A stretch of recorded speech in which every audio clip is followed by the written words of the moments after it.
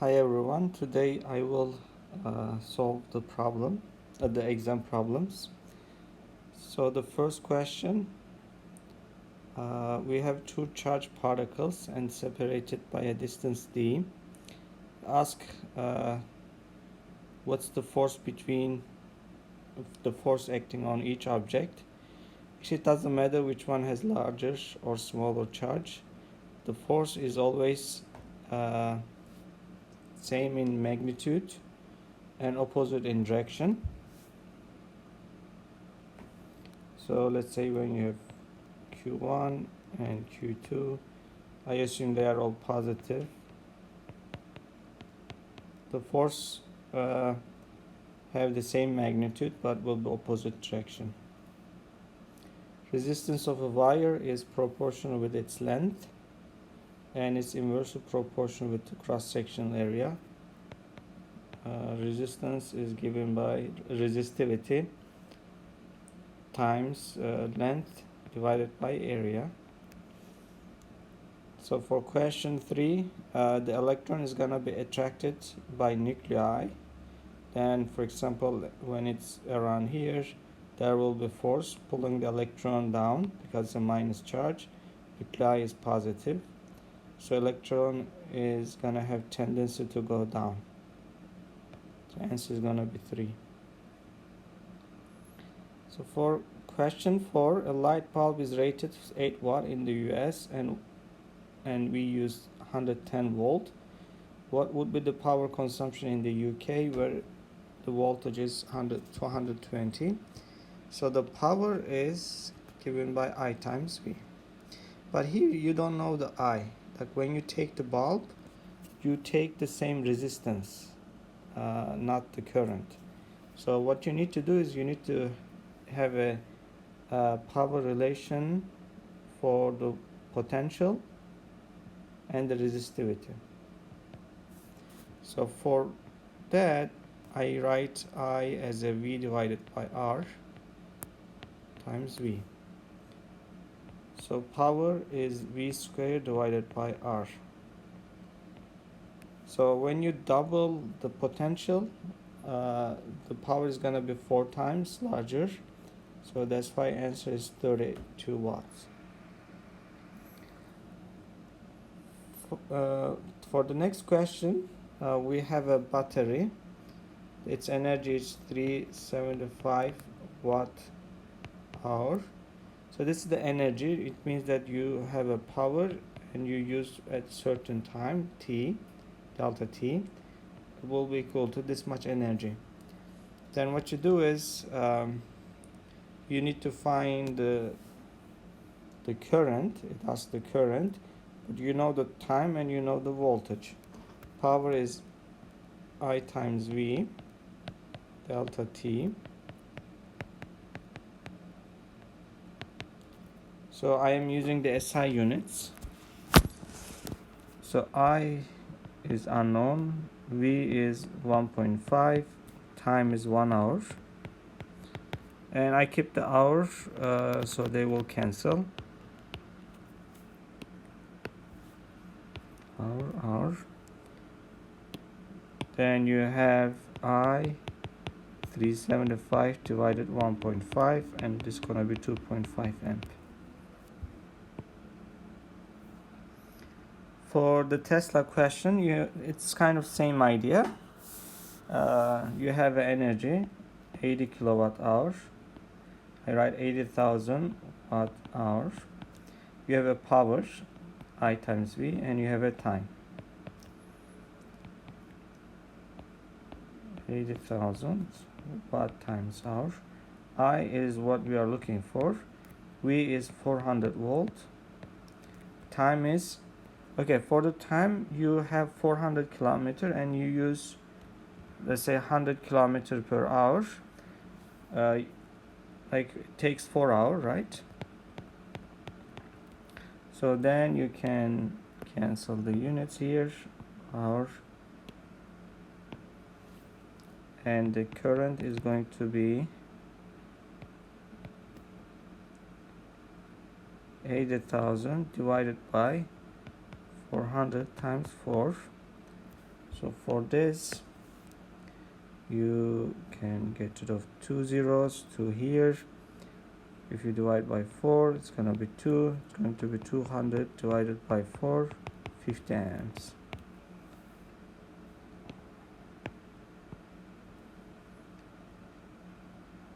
Okay, for the next question, it asks about what's the electric field at the origin.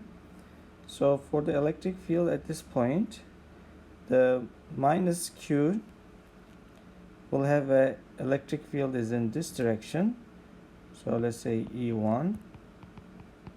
E1 is going to be K Q divided by A square. And for the second charge, electric field is going to be this way. And if you write it, K Q divided by A square. These are the same electric field, but because electric field is a vector, you need to superpose it, which means that they will cancel each other. The electric field is 0.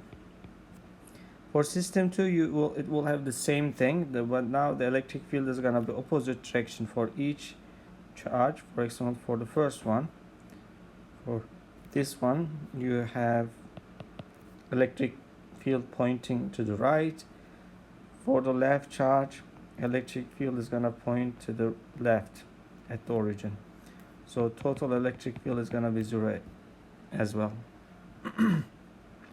So they are all 0, and they have the same electric field. So for the electric potential, now the potential is a scalar quantity. So for the minus Q, for the system 1, when you write the potential, now you need to count the charge, the sign of the charge. So for the first one, you will have minus KQ divided by A, and for the second one, you have also minus KQ divided by A. So the potential at this point, one is minus 2KQ divided by A. For the system 2, you need to use positive Q instead of minus. So the total potential,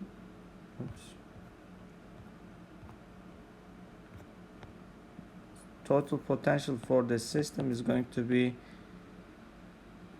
KQ divided by A plus KQ divided by A, so 2KQ divided by A. So when you compare, this is positive 2KQA divided by A. The system 1 has a minus, so system 2 has a larger potential. For this question, it asks about electric potential energy. So we in chapter 19 problems, we approach this type of problems by bringing charges one by one.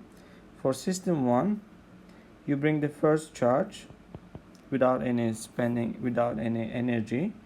You brought it here because there was no any charge.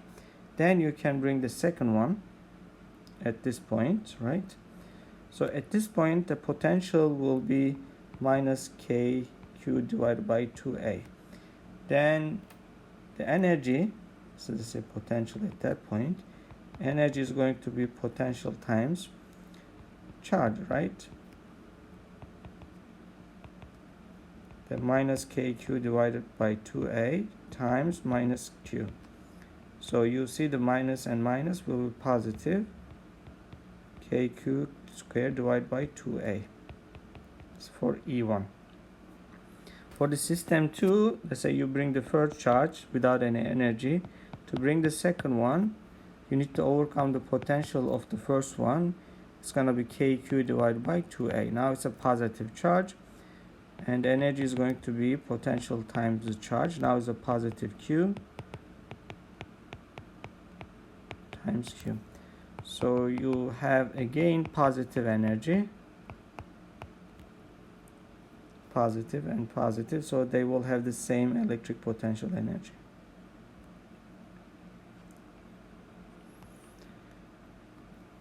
A capacitor is connected to a constant voltage battery. The separation of the plates is increased. Which one is correct about changing parameters? So in this question, you keep the capacitors connected to the battery. Okay, you have a battery, and you charge the capacitor, say plus Q and minus Q. And while it's connected, you open the separation between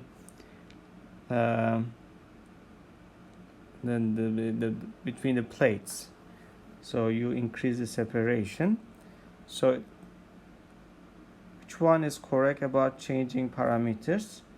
So potential energy decreases. The energy is given by 1/2 Q times V. But what we know here, the potential is constant, and we don't know about the Q exactly. So what we need to do is write this in terms of potential and capacitance. Then Q is C times V, 1/2 C times V times V. So 1/2 CV square. So I can write the capacity in terms of the separation and the area. So 1/2 epsilon naught A divided by distance times V square. This is the energy.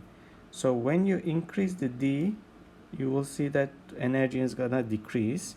So it's correct. So you already have the first option, but let's look at the other ones. So capacitance is going to be epsilon naught A divided by D. So when you increase the D, capacitance is going to decrease. So this is wrong. Potential difference decreases. It's wrong also. It's same battery. So amount of the charge on the plates increases. So the Q is C times V. So when you decrease the Z, the Q is also decreased. So this is also wrong. 3 capacitors with identical capacitance are first connected in parallel.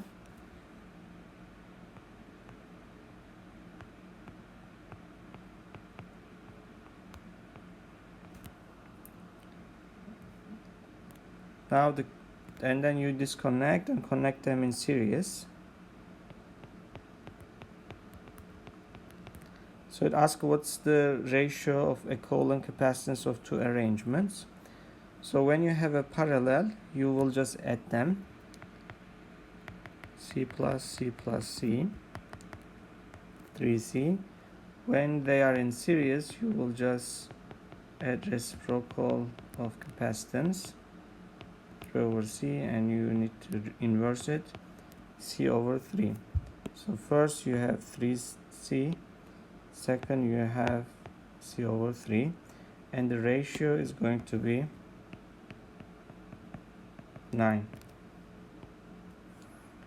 So next question, equipotential lines are gonna be perpendicular to electric fields. Next question, when the points are on the equipotential, it means that they have the same potential. As one moves away from a positive point charge, the electric potential. So it's a positive charge. So as you move away, which means that you are increasing the distance, and it's an inverse relation. When the distance increases, the potential is gonna decrease. So for the next question, we have a capacitor. You charge with Q first, and you add another Q, and it becomes 2Q. Ask at which step you spend more energy. So the energy or electrical potential energy is going to be 1/2 Q times V. But here we don't know the V, but we know the capacitance is constant. We don't move or change anything on the capacitance.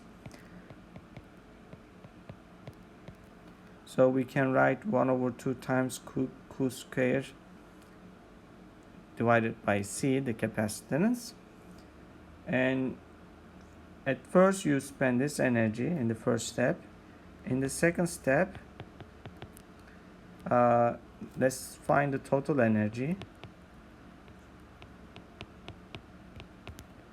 So it's going to be 4 times of the initial energy, like you will have 4Q square divided by C. So let's say if you spend energy E here in the first step, in the second step you need to spend 3E, then the total energy is gonna be 4E. And you spend more energy in the second step. Suppose a current carrying wire has a cross-sectional area that gradually becomes smaller along the wire, so that the wire has the shape of a very long truncated cone. How does the drift speed vary along the wire? So we talk about the current, and it's a proportion of the density, electron charge, the area, and the drift velocity. So this position and this position will have the same current, right, because of the conservation of the charge. But if you see the area and the velocity, Vd, has the inverse relation. So which means that you say you have a 1 Vd here. To be able to pass the same current in the small region, you need to have a, let's say, 2 times of Vd. So what you see is when it slows down as the cross section becomes larger. So as it goes larger, or it slows down as the area increases.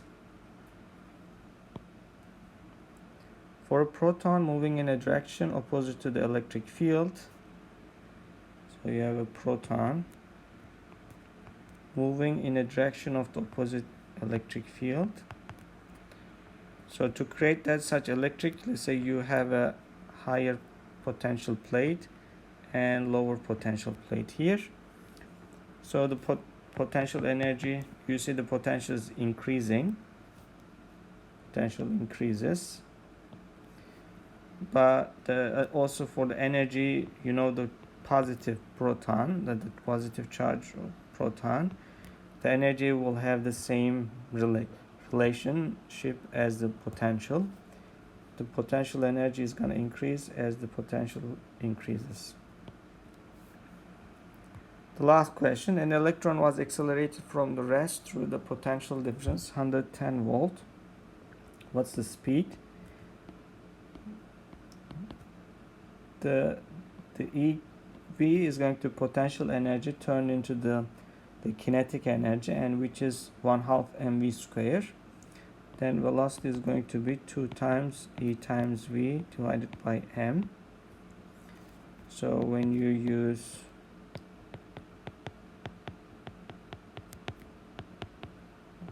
the numbers given,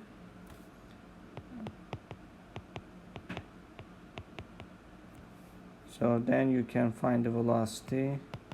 It's going to be 6.2 times 10 to the minus 10 to the 6 meter per second.